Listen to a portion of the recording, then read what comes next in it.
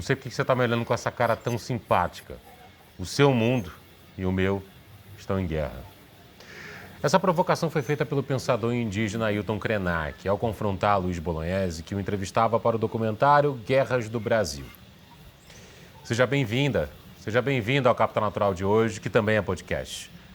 Vamos, de certa forma, continuar a conversa da semana passada, falando sobre desigualdade e de como o conceito moderno de desenvolvimento sustentável está intimamente ligado a essa questão. Estão aí, mais uma vez, os Objetivos do Desenvolvimento Sustentável da ONU, ODS. Ao contrário de propagar a ideia de superada de integração e fusão forçadas entre os povos ou mundos, como diz Krenak, os ODS reafirmam a potência do reconhecimento da diferença como condição, sim, de sobrevivência da humanidade no planeta. Para falar mais de desigualdades e transversalidade do conceito sustentabilidade entre classes e culturas, eu vou receber hoje Sueli Salgueiro Chacon, doutora em Desenvolvimento Sustentável pela Universidade de Brasília, professora associada e pesquisadora da Universidade Federal do Ceará, coordenadora do Grupo de Pesquisas do Laboratório de Estudos Avançados em Desenvolvimento Regional Sustentável. Alice Freitas, cofundadora da Rede Asta, uma organização que há 15 anos promove a geração de renda por meio de treinamentos e acesso ao mercado de artesãs e nanoempreendedoras brasileiras. E Paulo Roberto Clemente, o Paulo Magrão, gestor do coletivo Horta Cores e Sabores e fundador da ONG Capão Cidadão. Sejam todos bem-vindos, bem-vindas ao Band News TV, ao Capital Natural. Começo com você, Sueli, para nos contar um pouco mais da sua trajetória e apresentar que Brasil é esse que você pode trazer para a discussão de hoje. Bom, boa tarde a todas, a todos, a todes. Eu tenho caminhado um pouco aí por esse Brasil, especialmente pelo interior do Brasil. Eu acho que é um território que nos ensina muito sobre justamente o que foi proposto conversar aqui, sobre as diferenças que existem entre nós, humanos, que estamos nesse momento percorrendo esse planeta. Nessas minhas caminhadas, eu aprendi muito com essas pessoas nesse sentido de respeitar a história de cada um, a história dos territórios, como a partir dessa história nós conseguimos construir soluções muito mais adequadas do que aquelas que às vezes não são impostas como as ideais. Cada história dessa que a gente vai conhecendo vai nos fornecendo pistas para fazer aquilo que a Agenda 2030, os Objetivos de Desenvolvimento Sustentável, nos pede, que é agir. Agir por uma nova organização nesse planeta, de modo que a gente consiga efetivamente alcançar a utopia que está no cerne desse conceito de desenvolvimento sustentável.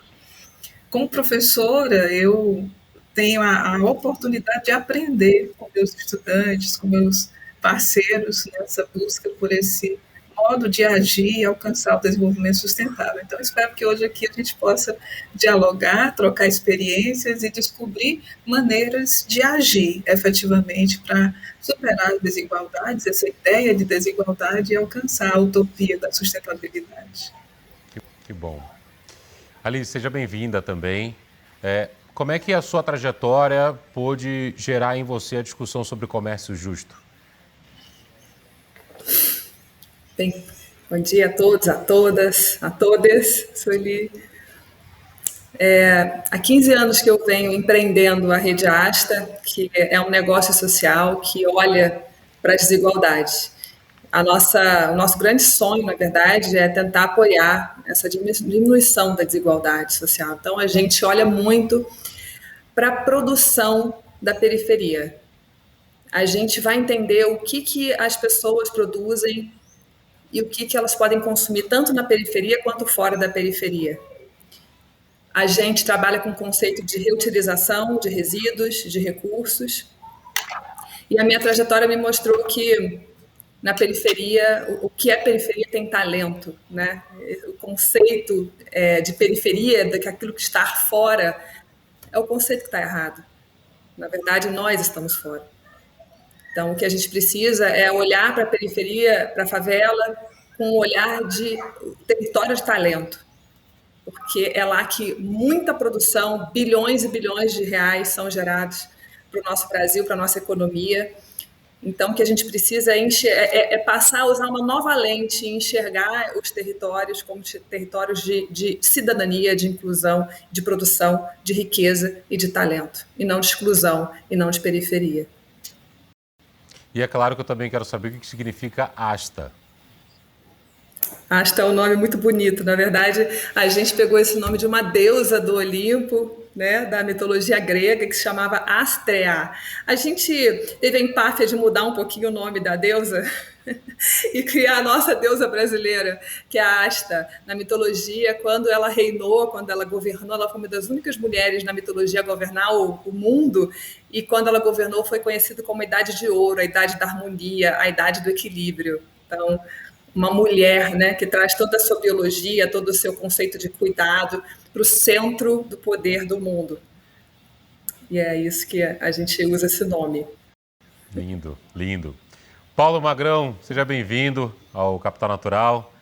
É claro que quem mora em São Paulo sabe onde é que fica o Capão Redondo, sabe o que é o Capão Redondo, mas certamente tem muita gente que está nos acompanhando de fora de São Paulo e que já ouviu falar, mas não sabe das riquezas que o Capão Redondo tem. O que você pode contar para a gente do Capão, meu caro? Boa tarde a todos, né? Eu acho que as falas foram muito importantes, assim, nas questões primárias da vida, né? Tanto sobre a utopia que se foi falado agora de forma real, né? Porque a gente vive um momento que o Capão Redondo, mas quando o Brasil vive exatamente essa coisa de não entender muito o que está acontecendo. Então, o Capão Redondo, ele por muitos anos foi um lugar muito violento, hoje já é um lugar que eu falo que é um paraíso, porque as pessoas estão despertando cada dia mais para a questão cultural, para a questão de sustentabilidade, que é uma questão muito ativa hoje, que a gente tem que cuidar muito do planeta. Então, por anos eu dirigi uma ONG chamada Capão Cidadão, como gestor e como vice-presidente, como ativista dessa questão. E falando de economia também, assim, a gente descobre com o tempo a economia das periferias, ela é uma coisa muito rica e ela traz benefícios que não só são os benefícios financeiros, mas os benefícios ideológicos e de sustentar da própria pessoa sair de alguma situação que muitas vezes não é resolvida através da forma natural de agir. Então, como algum tempo eu venho gerindo uma horta, né? Porque uma horta ela é um momento de transformação muito grande das pessoas e fui descobrindo que é possível através de um retorno às origens a gente trabalhar com a educação e mudar uma situação que a gente já vem há muito tempo destruindo do planeta. Então, a minha missão hoje eu vejo como conhecer o que a gente realmente é, o que realmente a gente pode dar e superar algumas dificuldades através da cultura, do olhar diferente que existe no mundo. Então eu vejo muito meu papel hoje como essa função. O que é para você, Paulo, o retorno às origens quando você fala da horta?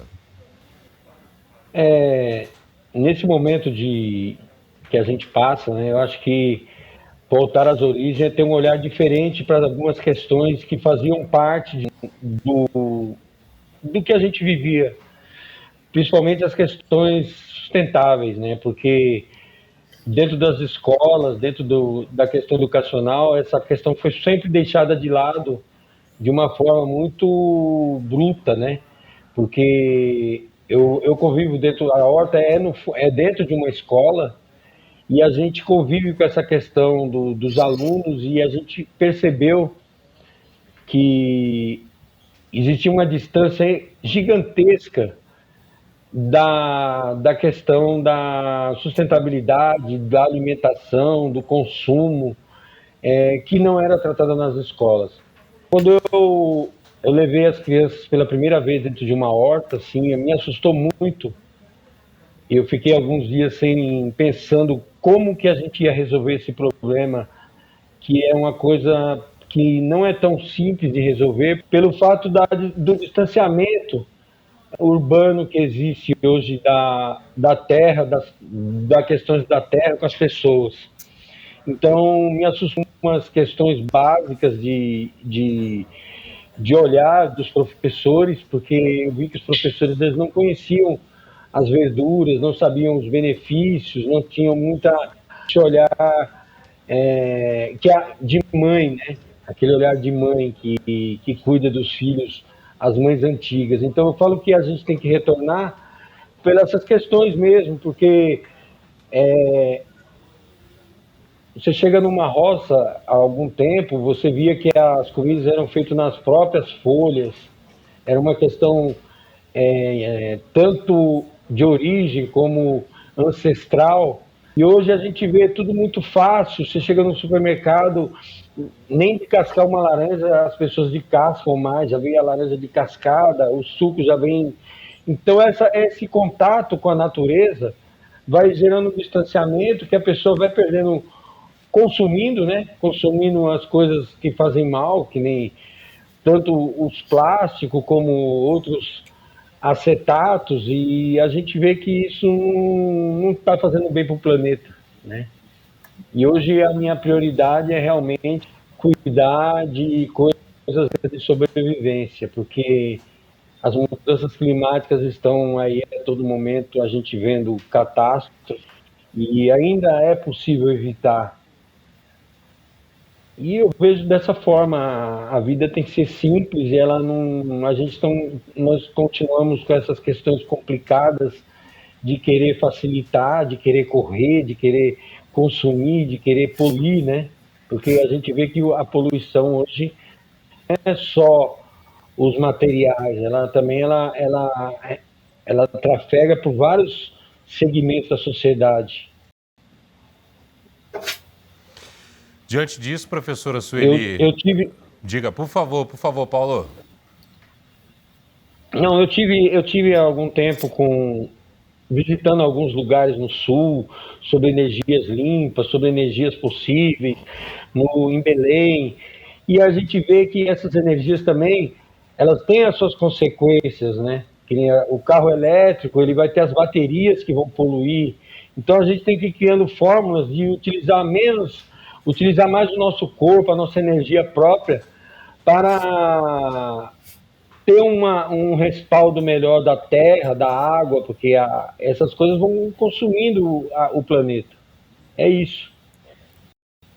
Perfeito. Professora Sueli, e aí eu peço a complementação da senhora para falar um pouco sobre essa relação entre produção e consumo sustentáveis na população brasileira em geral. Eu queria que a senhora falasse sobre isso, por favor. Pablo, eu vou pedir permissão para contar uma pequena história, porque o que o Paulo nos trouxe eu acho que é tão inspirador que eu gostaria assim, de contextualizar um pouco. Quando a gente fala sobre desenvolvimento sustentável, como qualquer outro conceito, principalmente nos meios acadêmicos, vem a história do que significa esse conceito, e aí temos todas essas teorias que envolvem. E uma das coisas muito importantes que é preciso compreender sobre o desenvolvimento sustentável é que ele não se relaciona apenas com a questão ambiental, mas é um conceito que tem várias dimensões, a dimensão ambiental, também a social, a econômica, a institucional e política, cultural. E eu entendo que, por todas as minhas andanças e conversas e discussões, eu entendo que a gente só vai conseguir compreender minimamente o que significa mudar a nossa perspectiva de vida em relação à sustentabilidade quando a gente se envolver com a ideia da sustentabilidade, com a ideia da mudança de comportamento mesmo, né? Então, eu sugiro que a gente inclua uma dimensão que eu entendo que é essencial, que é a do afeto. Quando a gente se envolve, a gente passa a ter afeto por aquilo que a gente está envolvido, pela ação, pelo nosso trabalho, pelo nosso dia a dia, pelas pessoas, e esse afeto é que faz a transformação. Então, para que a gente alcance a sustentabilidade, a gente precisa pensar nessa dimensão do afeto. E aí o Paulo me traz essa inspiração, que é mudar o nosso ritmo de vida. Na verdade, o que ele nos diz é isso. A gente precisa mudar o ritmo de vida. E aí eu lembrei de uma história que me contaram num momento muito difícil da minha vida, uma vida que sempre foi muito corrida, e que hoje já não é tanto. E a história é a seguinte, de uma tribo, em algum lugar na África, que alguns antropólogos resolveram pesquisar o modo de vida daquela tribo. Passaram ali algum tempo e perceberam que para essa tribo era muito importante um momento de uma caçada de um grande animal, e a tribo se preparava bastante para isso. Eles pediram permissão, então, para ir no dia da caçada com os guerreiros atrás desse grande animal, que era, na verdade, um ritual para aquela tribo. E eles foram, tiveram permissão e foram. E era uma correria, eles correram muito para alcançar esse animal. Finalmente alcançaram esse animal e todos pararam em torno dessa caça, sentaram e ficaram parados. Os antropólogos não entenderam aquilo. Perguntaram, então agora o que vocês vão fazer? Vão ficar aqui parados depois de tanto esforço? Por que vocês não fazem alguma coisa? Eles, não, agora nós vamos parar e esperar que a nossa alma nos alcance. Porque a gente correu tanto que a nossa alma ficou para trás. Não deu tempo ela chegar, porque a alma ela vem mais devagar, ela é muito mais antiga do que nós, é muito mais sábia, ela entende que não precisa correr tanto. Esse ritual é para a gente lembrar que nós precisamos contemplar a vida. Nem toda correria é suficiente para complementar o nosso espírito, e a nossa alma precisa de mais tranquilidade. Então, a sustentabilidade tem a ver com isso, com essa transformação da nossa percepção da vida. Essa correria que o mundo que a gente aprende a viver, né, desde a escola, ele nos exige o tempo todo esse consumismo, essa competição, essa correria. E aí a gente vai perdendo a nossa alma. A gente vai perdendo aquilo que temos de mais importante como seres humanos, que é o encontro com o outro, que é a calmaria, é a permissão que a gente se dá de se envolver com o que a gente está fazendo. Então, imagina uma atividade como essa, de cultivar uma horta. Essas crianças aprenderem isso, né? Desde criança aprenderem que há movimentos na vida que são tão importantes quanto trabalhar, correr e mostrar que é o melhor nessa vida, né? A gente não precisa ser o melhor, a gente precisa se ajudar a se encontrar, ter paciência com nós mesmos e com o outro, e juntos, coletivamente, transformar esse mundo, né? Então, para mim, a sustentabilidade, a mudança de comportamento, ter a ideia de se consumir de forma consciente e sustentável, antes significa perceber que a vida não é só competição e correria, mas ela é cooperação, é encontro, é a descoberta da natureza e do ser humano. É que a gente, como ser humano, não precisa manter esse ritmo louco e frenético que nos leva a nos destruirmos e a destruir o outro, a natureza. Então, resumindo, para que a gente comece a pensar em sustentabilidade, a gente precisa começar a pensar na nossa própria atitude diante da vida. E aí a gente, com naturalidade, começa a perceber que a vida pode ser muito mais inteira se a gente aprende a proteger o meio ambiente e respeitar o outro. Daí as coisas começam a acontecer. Certa vez eu ouvi uma frase na África do Sul que diz o seguinte: a Lua demora, mas ela dá uma volta completa no planeta quando a gente está dormindo. E aí, Alice, lembrei de uma música do Raul Seixas, chamada Tá Na Hora, que fala o seguinte: e onde é que está a vida? Onde é que está a experiência? Já te entregam tudo pronto, sempre em nome da ciência, sempre em troca da vivência e a tua vida. Qual o papel da Asta para ampliar esse olhar de sustentabilidade entre consumo, entre produção, no caráter da sociedade brasileira? E entre a vida, né, Pablo? E entre a vida das pessoas dentro disso tudo. A Asta nasceu do feito à mão. Então, junto com o Paulo, a gente nasce desse movimento lento de construção, de criatividade, de dentro para fora. Então, é esse lugar que a gente sempre valorizou. Isso tem muito a ver com o resgate às origens, né? O mundo, enquanto sociedade, nasce artesanal. E a gente vai industrializando esse mundo ao longo dos anos, a gente vai criando revoluções e a gente vai olhando para o lucro e para o dinheiro como único fim. E a gente deixa de enxergar que o processo é muito mais importante do que o chegar, né? Então a Asta, ela nasce potencializando essa economia, que é uma economia lenta, uma economia da alma. E é uma economia que constrói peças de valor, não só de valor financeiro, mas de valor humano. Então, a gente já trabalhou com mais de 15 mil mulheres artesãs no Brasil inteiro. A gente fomentou o comércio e a venda dos produtos delas, gerando mais de 12 milhões de reais em renda para elas ao longo desses anos. E o que a gente aprendeu, Pablo, é que o conceito de sustentabilidade tem muito a ver com o conceito de suficiência, que não é um conceito que a gente discute muito. Hoje, na nossa cabeça, no nosso mindset coletivo, né, quando você fala suficiente, as pessoas pensam logo, é pouco. Só o suficiente? Porque a gente quer mais, né? Porque o modelo econômico que a gente vive nos impõe que é sempre necessário ter mais dinheiro, né? E a gente esquece que dinheiro é tempo. E a gente não consegue fechar essa equação. Então, a gente trabalha muito em prol de cada vez mais dinheiro e a gente não fecha a equação da suficiência. E aí a gente volta às origens e começa a pensar, como é que eu faço um trabalho que é suficiente para mim, para manter as minhas necessidades básicas e, ao mesmo tempo, me dá tempo e felicidade, né? E o artesanato, ele tem isso, ele tem essa questão de você construir aos poucos o seu produto, de você usar o seu ser inteiro para chegar num produto.